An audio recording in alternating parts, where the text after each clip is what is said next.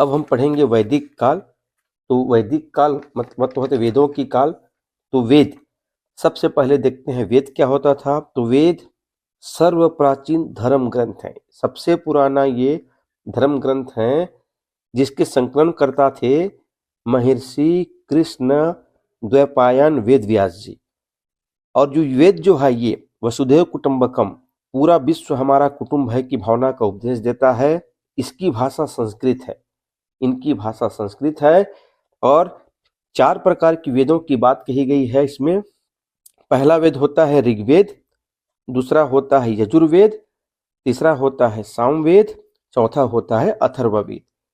तो 4 वेद हैं, ऋग्वेद, यजुर्वेद, सामवेद, अथर्ववेद।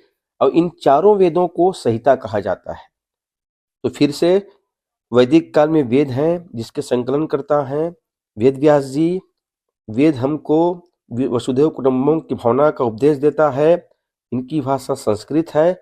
4 वेद हैं और इन चारों वेदों को संहिता कहा जाता है। वैदिक साहित्य को श्रुति साहित्य भी कहते हैं, वैदिक साहित्य को श्रुति साहित्य भी कहते हैं। अब देखते हैं ऋग्वेद के बारे में। ऋग्वेद ये सबसे पुराना वेद है। ऋग्वेद की रचना विश्वामित्र जी ने किया है। इसी ऋग्वेद में हमको गायत्री मंत्र का उल्लेख मिलते हैं और 4 वर्णों की बात कही गई है।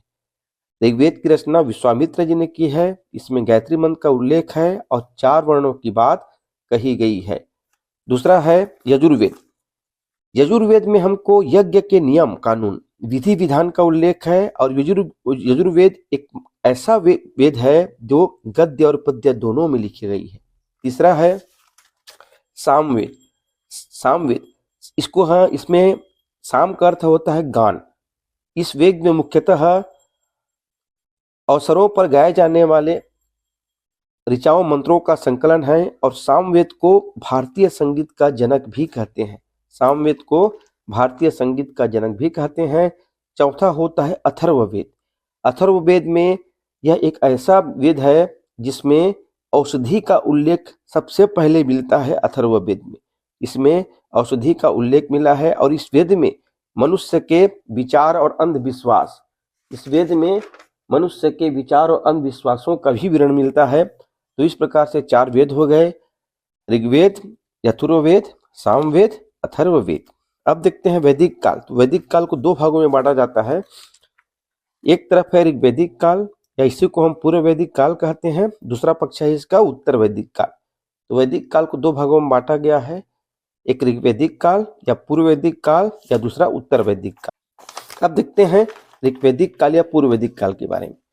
तो ऋग्वैदिक काल या वेदों के पहले के काल में जो लोगों का निवास क्षेत्र था वो सप्त सिंधु प्रदेश था, अर्थात सिंधु नदी और उसकी सहायक नदियों के आसपास का क्षेत्र जो था उस क्षेत्र में लोगों ने निवास करना प्रारंभ किया।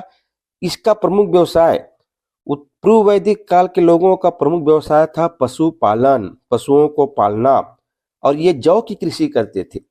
सिंधु घाटी सभ्यता में पढ़ चुके हैं, गेहूं और जौ की कृषि करते थे। ऋग्वैदिक काल में भी, पूर्व वैदिक काल में भी जौ की कृषि होती थी। इनकी मुख्य पूंजी थी गाय।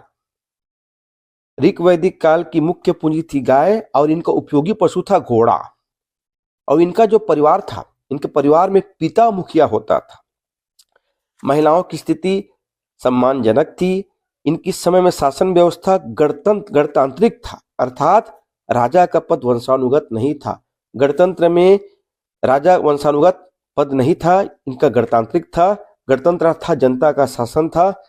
और इनमें इन पे जो युद्ध होता था, युद्ध किसके लिए होता था? पशु या चारागाह के लिए। तो ये ऋग्वैदिक काल की विशेषता हो गई। अब इनके क्या देवता थे, प्रमुख देवता? तो इनके पूर्व वैदिक काल में क्या के देवता थे? IAWS, इंद्र थे, अग्नि थे, वरुण थे, सोम थे। और वैदिक संस्कृति की देन संस्कृत भाषा, वैदिक साहित्य और गणतांत्रिक परंपरा। इतना में पूर्व वैदिक समाप्त होता है। अब आते हैं उत्तर वैदिक काल। तो ऋग्वेद की रचना पहले हुई है और उत्तर वैदिक काल में 3 वेद की रचना हुई है, यजुर्वेद, सामवेद, अथर्ववेद। जो 4 वेद हैं उसमें जो अंतिम 3 वेद हैं उसकी रचना हुई है उत्तर वैदिक काल में। ऋग्वैदिक काल या पूर्व वैदिक काल में क्षेत्र था सप्त सिंधु प्रदेश, और उत्तर वैदिक काल में ये कहाँ तक बस गए, गंगा यमुना नदी मैदान तक आकर बस गए। यहाँ पर इस काल में उद्योग धंधों का विकास हुआ, राज्यों का बनना प्रारंभ हो गया, जनपद बने, जन के लोगों का निवास क्षेत्र बना। धातु का उपयोग, ये लोहा धातु के उपयोग से परिचित हो गए, जिस लोहा को क्या कहते थे उस समय, कृष्ण अयस्क या काला धातु के नाम से लोहा को जानते थे। अब उत्तर वैदिक काल में परिवार संयुक्त था, ज्वाइंट फैमिली था। इसका मुखिया को गृहपति कहते थे, जो बुजुर्ग पुरुष होता था। उत्तर वैदिक काल में जो परिवार था ज्वाइंट फैमिली संयुक्त था, इनके मुखिया को गृहपति कहते थे, जो सबसे बुजुर्ग पुरुष होता था। उत्तर वैदिक काल में ही मनुष्य का जीवन 4 अवस्थाओं में बटा था।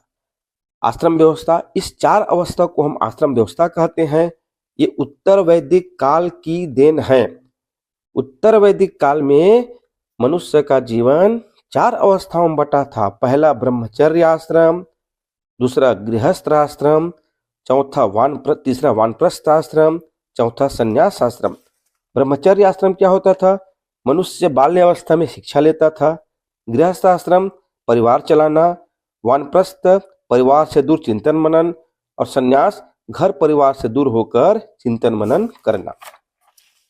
उत्तर वैदिक काल में खेती और पशुपालन का कार्य वैश्य करते थे। यज्ञ करवाना, अश्वमेध यज्ञ, राजसूय यज्ञ। उत्तर वैदिक काल 4 वर्ण में समाज विभाजन था, ब्राह्मण वर्ण, क्षत्रिय वर्ण, वैश्य वर्ण और शूद्र वर्ण। आगे देखते हैं महाकाव्यों की रचना। तो 2 महाकाव्य हैं, एक रामायण है और एक महाभारत है। रामायण की रचना महर्षि वाल्मीकि द्वारा की गई थी। रामायण की रचना महर्षि वाल्मीकि जी द्वारा की गई थी, महर्षि वाल्मीकि, और यह कोसल जनपद पर आधारित है। दूसरा महाभारत विश्व का सबसे बड़ा महाकाव्य है। महाभारत विश्व का सबसे बड़ा महाकाव्य है। इनको जय संहिता भी कहते हैं। इसकी रचना महर्षि व्यास द्वारा की गई है, और जो कुरु, पंचाल, सूरसेन जनपद पर आधारित है। एक शब्द है सत्यमेव जयते। यह सत्यमेव जयते लिया गया है मुंडक उपनिषद से। सत्यमेव जयते उपनिषद से लिया गया है। उस उपनिषद का नाम है मुंडक उपनिषद। पूछता है, एमपी प्रश्न है, सत्यमेव जयते कहाँ से ली गई है? इसको सत्यमेव जयते मुंडक उपनिषद से ली गई है। इस प्रकार से वैदिक काल समाप्त होता है। धन्यवाद।